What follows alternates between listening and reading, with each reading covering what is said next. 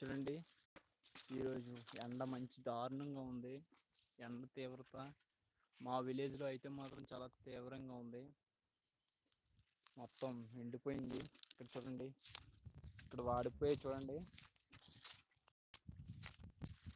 అసలు ఈ లొకేషన్ చూడండి ఎలా అయిపోయిందో. ఇది మా పొలాల్లో ఉన్న చెట్లు అనమాట. ఇవన్నీ చూడండి ఎలా ఎండిపోయాయో. ఇదంతా మా దగ్గరలోనే, మా పొలం దగ్గరే. ఇవి మా చేలు చూడండి ఎలా ఉన్నాయో. చూడండి, ఇది మేము ఇంకా డైరెక్ట్గా మా ఇంటికి వెళ్ళే మార్గం. ఇక్కడ మధ్య మధ్యలో చెట్లు అవి ఉంటాయి. ఈ చెట్లు యూక్లిప్టస్ అంటారు, ఊప్లీస్ అంటారు.